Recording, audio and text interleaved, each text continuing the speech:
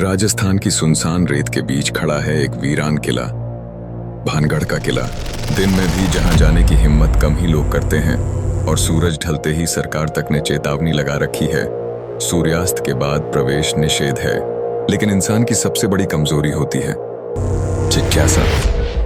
कहानी शुरू होती है साल 2023 की बात है। 4 दोस्त, शिवम, प्रशांत और दीपांशु। शिवम निडर और साहसी था, प्रशांत के अंदर जिज्ञासा थी और नई चीजें खोजने की ख्वाहिश भी। दीपांशु ताकतवर था लेकिन ऐसी जगहों पर जाने से डरता था। परीक्षा खत्म होने के बाद उनकी 15 दिन की छुट्टी पड़ी तो उन्होंने सोचा कि कहीं घूमने जाया जाए, लेकिन उन्हें समझ नहीं आ रहा था कि कहाँ जाएं। तभी प्रशांत, जो नई जगहों पर जाने का शौकीन था, बोला, भानगढ़ किला चलते हैं। पहले तो सबने उसे घूरा और बोले, तुझे पता भी है क्या बोल रहा है? तो उसने कहा, हाँ, मुझे पता है मैं क्या बोल रहा हूँ। तुम लोग ही सोचो, अगर हम वहां रात को जाएं। इतने में शिवम बात काटते हुए बोला, रात को क्यों? इस सवाल से दीपांशु भी सहम गया और बोला, हाँ, रात को क्यों? तब प्रशांत ने कहा, सुबह तो सब लोग जाते हैं और वो भूत वगैरह सब गांव वालों की झूठी कहानियां हैं। सब प्रशांत की बात को ध्यान से सुन रहे थे और कमरे में सिर्फ उसकी जोशीली आवाज गूंज रही थी।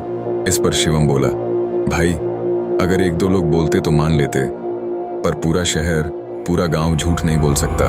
इस पर प्रशांत ने जवाब दिया, अबे उन्होंने कौन सा आंखों के सामने देखा है? वो तो पीढ़ी दर पीढ़ी की बातें सुनकर हमें बता रहे हैं। इस बात में तर्क था तो सबने आखिरकार हार के हाँ कर दी। लेकिन दीपांशु बोला, भाई, रात को वहाँ सिक्योरिटी वाला रोक देगा। इस पर प्रशांत मुस्कुरा कर बोला, अबे बाहर नहीं जाएंगे तो मना कौन करेगा? तभी दीपांशु बोला, भाई, मैंने सुना है शाम को चेक करते हैं पूरा किला। प्रशांत अब की बार थोड़ी भारी आवाज में बोला, अबे वो ज्यादा अंदर नहीं जाते, हम सीधे अंदर जाएंगे और रात तक वहीं रुकेंगे। उन तीनों ने रविवार को जाने का प्लान बनाया। फाइनली आ ही गए अपनी मंजिल पर। प्रशांत अपनी जोशीली आवाज में बोला, उन्होंने शाम के 4:30 बजे अंदर जाने का प्लान बनाया क्योंकि वो 3 बजे पहुंच गए थे। अब भी 1:30 घंटा था तो दीपांशु ने बोला, चाय की टपरी पे चलते हैं। इस पर दोनों ने हामी भरी। चाय वाला बोला, आइए साहब, क्या लगाऊं? तो दीपांशु झट से बोला, 3 चाय और कुछ गर्मा गर्म लगा दो।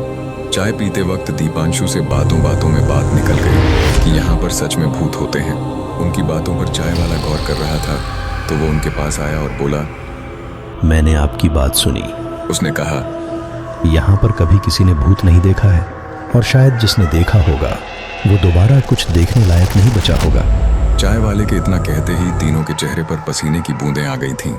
फिर हमने पूछा, क्या आपने कभी देखा है कोई भूत यहाँ? तो वह हंसकर बोला, नहीं, अगर देखा होता तो आपके सामने नहीं खड़ा होता। पर क्या? शिवम ने पूछा। पर यहाँ रात को मैंने आवाजें सुनी हैं। कैसी आवाजें? दीपांशु थोड़ी भारी आवाज में बोला। चाय वाले ने कहा, चीखने की, पायल की, हंसने की, रोने की, कई बार तो घोड़ों की भी आवाजें आई हैं। अच्छा, तो ये अक्सर कितने बजे के बाद होता है? शिवम गंभीर स्वर में बोला। उस पर चाय वाले ने कहा, 12 बजे से 3 बजे तक। तो आपको यहाँ डर नहीं लगता? शिवम ने फिर पूछा। इस पर वह बोला, ये दुकान मेरे दादा परदादा से है और मैं बचपन से यहाँ हूँ, इसलिए मुझे इन सब की आदत लग गई है। अच्छा, तो कभी कोई छाया वगैरह तो नहीं देखी किले के बाहर आते हुए? शिवम ने फिर पूछा। इस पर उसका जवाब था, नहीं, मेरे पिताजी ने कहा था कि यहाँ की रहस्यमयी चीजें सिर्फ किले के अंदर होती हैं और मेरी दुकान पर हनुमान जी की तस्वीर है तो मुझे अपने आप पर भरोसा है कि कुछ नहीं होगा। अब प्रशांत के अंदर अनेक सवाल भर गए थे।